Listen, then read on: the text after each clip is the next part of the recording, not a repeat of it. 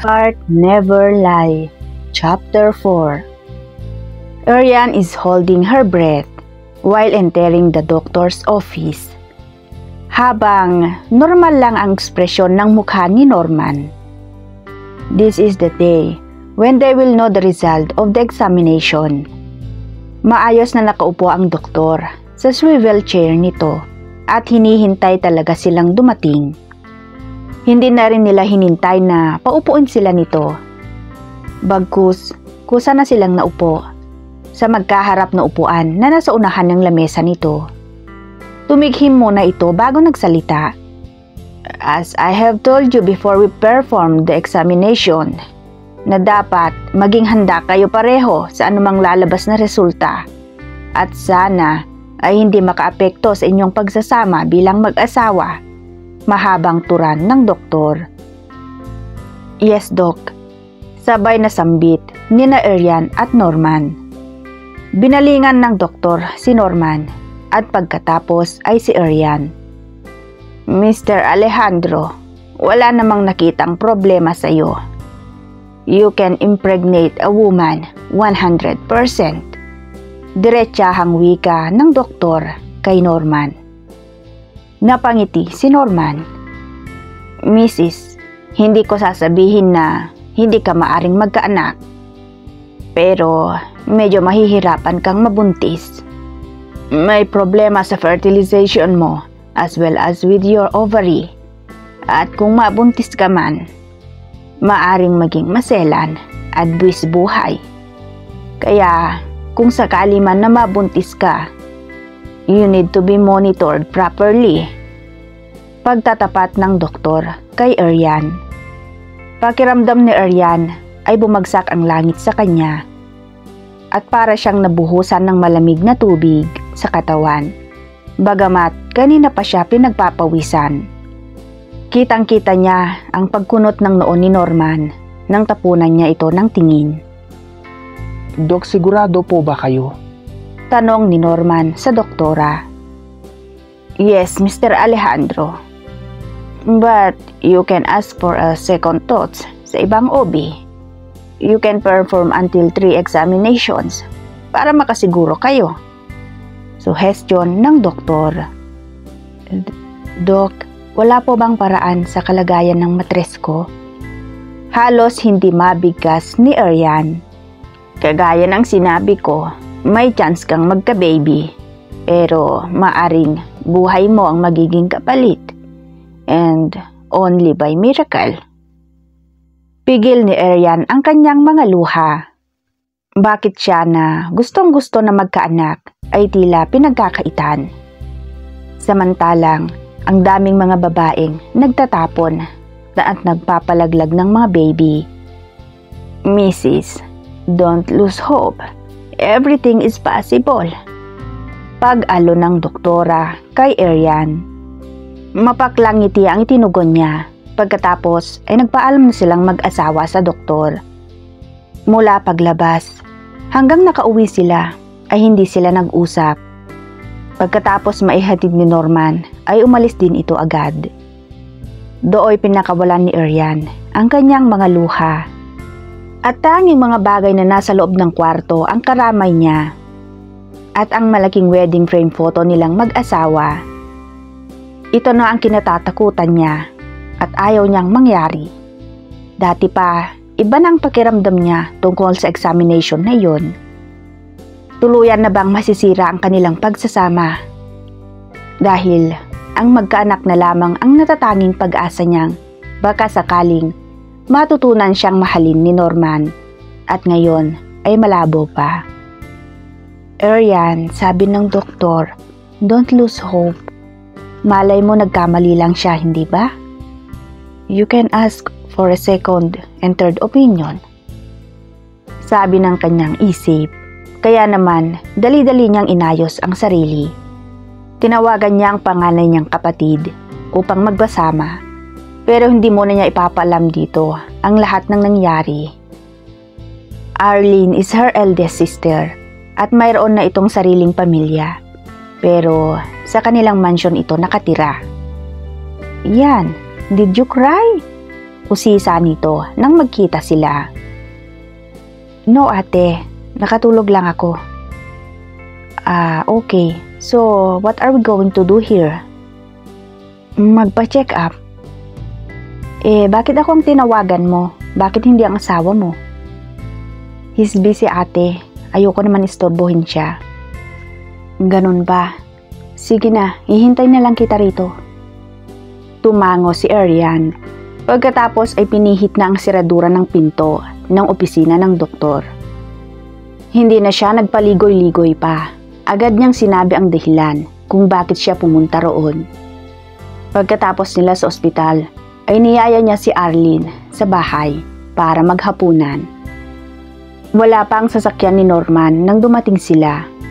Hindi naman niya alam kung saan siya pumunta kanina. Sa kabilang banda, Pare, nang pinakasalan mo si Arian, ay meron kayong sinumpaan, hindi ba? Kaya dapat tanggapin mo ang kakulangan niya. I'm sure ganun din naman siya kung sakaling nasa iyo ang diferensya. wika ni Tyrone kay Norman. I know. Yun naman pala. So why are we drinking na ganito kaaga?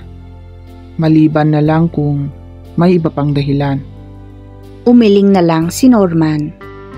Pare, pwede naman kayong mag-adapt. I want a child from my own blood. In that case, you have to extend your patient to wait till you impregnate your wife since hindi naman siya buog totally. Wika naman ni Jake. Yeah, we will keep trying. You should, pare. Try harder.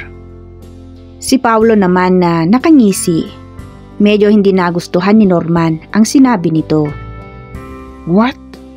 And what do you think about my wife, dog? Oops, relax. I better go. Paalam na lang ni Norman. Dahil ayaw niya ng gulo. Simula nang makilala ng mga ito ang kanyang asawa, ay iba na ang napapansin niya kay Paulo. At para bang may pagnanasa ito kay Arian. Kaya kapag nakikipagkita silang mag-asawa sa mga ito, ay hindi niya inaalis ang kanyang paningin kay Arian. Hindi na niya hinintay na sumagot ang mga ito. Umalis na lang siya at nagpa siyang umuwi na lang. Nakita niya ang kotse ni Arian. Kaya alam niyang nasa bahay ito. Ngunit nagtaka ito nang makita ang ibang sasakyan na nasa garahe. Pagpasok niya, tinanong niya kung nasaan si Arian sa kasambahay na nagbukas ng pinto. Sinabi naman kaagad sa kanya kung nasaan ang magkapatid at pinuntahan niya ang mga ito to say hi sana. Pero hindi niya naginawa. Nang marinig nitong nag-uusap ang dalawa, bahagya itong lumapit at sumandal sa pader na malapit sa pinto ng garden at nakinig. Lumipas ang mga araw. Napapansin ni Arian na gabing-gabi na kung umuwi si Norman. Aalis ka na? Hindi ka ba kakain?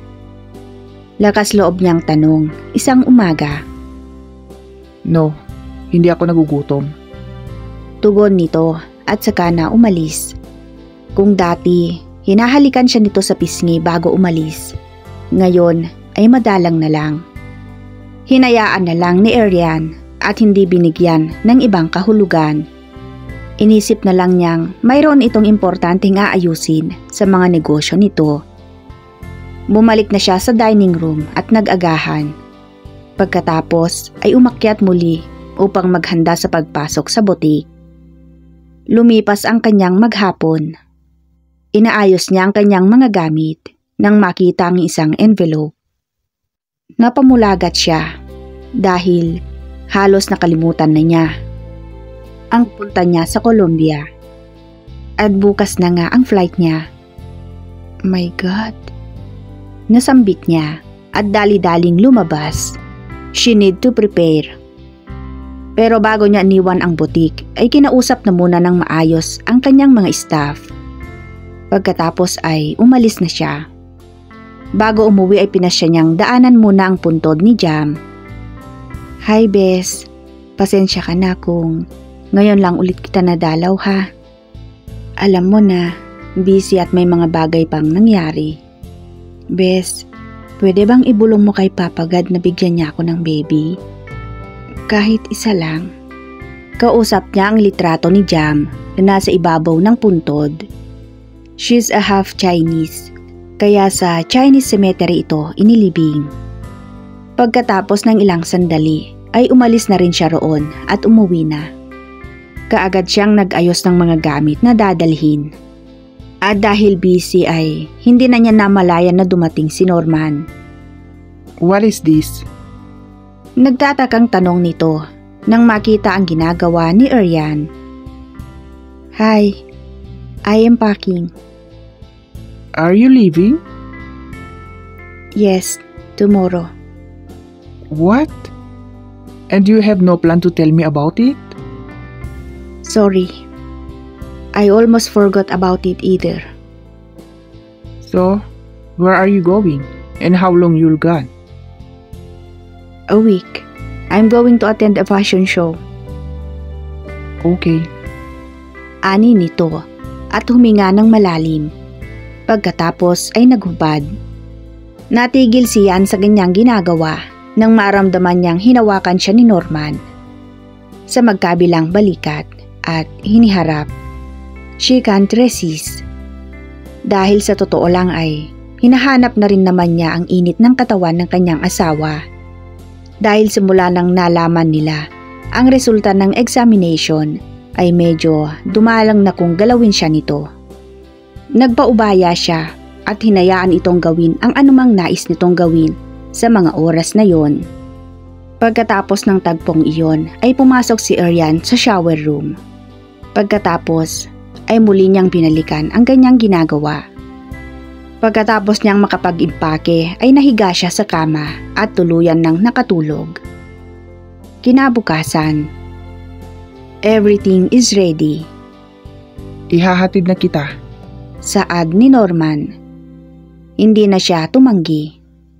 Tahimik sila habang nasa biyahe papuntang airport.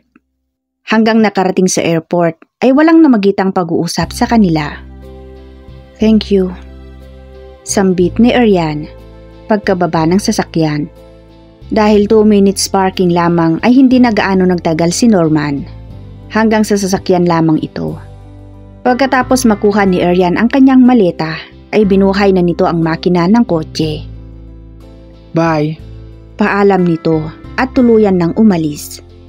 Bagamat nakaramdam ng lungkot si Aryan dahil sa pinapakita ng kanyang asawa, ay iwinaglit na lang muna niya. Kung dati malamig ito sa kanya, parang mas lumamig pa ang pagkikitungo nito ngayon. Pero kahit ganon, umuwi pa rin naman ito sa kanya. Kahit madalas gabi na, basta ang importante ay nakakasama pa rin niya tuwing gabi. Ilang sandali na lang ay aalis na siya. Kahit papano ay excited naman siya.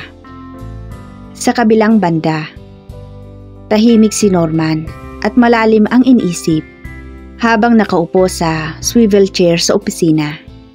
Para bang paulit-ulit niyang naririnig ang mga katagang iyon na sinabi ni Aryan habang kausap ang kapatid nitong si Arlene. Dahil doon ay lalo siyang naging interesadong magkaanak o magkaroon sila ng anak. Pero mukhang malabong mangyari. Kaya may mga bagay na naglalaro sa kanyang isipan. Natatakot siya. Pero bakit? At saan siya natatakot? Nananakit na ang kanyang sentido sa kakaisip. 1 linggong mawawala si Aryan. Kaya may panahon siyang mag-isip at gawin kung ano ang mapagpasyahan niya at hingin niya ang tulong ng kanyang kaibigang si Jake. Lumipas ang ilang araw. Sigurado ka ba? Seryosong tanong ni Jake kay Norman. Yeah, I have no choice but to do this. Pare, baka mas mabuting kausapin mo muna ang asawa mo. Alam kong naikasal kayo dahil sa isang pangako, pero parang mali naman itong gagawin mo. Jake, pare, this is also for her. Pag-isipan mo munang mabuti. Ayokong magkamali ka at baka pagsisihan mo sa bandang huli. Ang sabi mo naman, hindi totally baog si Aryan. So why don't you try and wait for at least a little more time? Bumuntong hininga si Norman. Sa kabilang banda ay tama naman si Jake, kaya saglit siyang nag-isip ulit. Sige, pero promise me to help me kapag desidido na ako. I swear, sasamahan pa kita mismo. Salamat pare. Sa lahat ng mga kaibigan niya ay si Jake ang pinakamalapit sa kanya. Kaya naman ito ang napili niyang lapitan para hingan ng opinyon. Pagkatapos ng pag-uusap nilang magkaibigan ay nagpaalam na siya at bumalik na sa kanyang opisina. Nang sumunod na araw, at iyon ang pinakahihintay ng lahat, ang Miss Universe Grand Coronation. Naalala ni Norman na Colombia pumunta si Arian. Dooy kinutuban siya, kaya binuksan niya ang TV sa kwarto. Tamang-tama naman at nasa final round na. Pasok sa top 3 ang Pilipinas at maging siya ay namangha sa ganda ng suot ng pambato ng bansa. Arian is so happy while watching the whole pageant. Saglit niyang nakalimutan ang mga nangyari. Those stressful things ay parang saglit na nabura. She is happy cheering for Miss Philippines. She felt so overwhelmed seeing her design gown worn by the Miss Universe contender. Tumahimik ang buong paligid nang nagsimula na ang final round. She is praying na sana masagot ng wasto ni Miss Philippines ang katanungan. Pagkatapos ng ilang sandali ay nagpalakpakan ang lahat matapos sumagot ng pambato ng Pilipinas. Pasok na pasok ang sagot nito sa tanong. Lumipas ang ilang sandali. Puno ng tensyon ang gusaling pinangyayarihan ng kompetisyon hanggang sa dumating ang pinakahihintay ng lahat. The host announced the second runner-up, which is from France. At naiwan ang Miss South Africa at Miss Philippines. Naghawak kamay habang magkaharap ang dalawang binibini at hinihintay na magsalita ang host. And the Miss Universe is Philippines. Malakas na sigaw ng host. Napuno ng ingay ang buong stadium. Napatalon din sa tuwa si Arian. Marami din siyang narinig na nagsabi, sobrang ganda ng evening gown na suot ni Miss Philippines. Doon pa lang ay natuwa na ang kanyang puso. At isa ang evening gown sa pagkapanalo ng contender mula sa Pilipinas. Malalantad na ba kung sino ang tunay na nagmamay-ari sa mga mystical rose designs? May mababago ba sa kanilang mag-asawa? Kung sakaling mailabas sa telebisyon ang katauhan ni Mystical Rose na matagal iniingatan ni Arian, ano ang gagawin ni Norman kapag malaman nito ang lahat? Abangan ang karugtong. At ano nga ba ang pinaplano ni Norman? Ano ang narinig nitong pinag-usapan ni Arian at Arlene?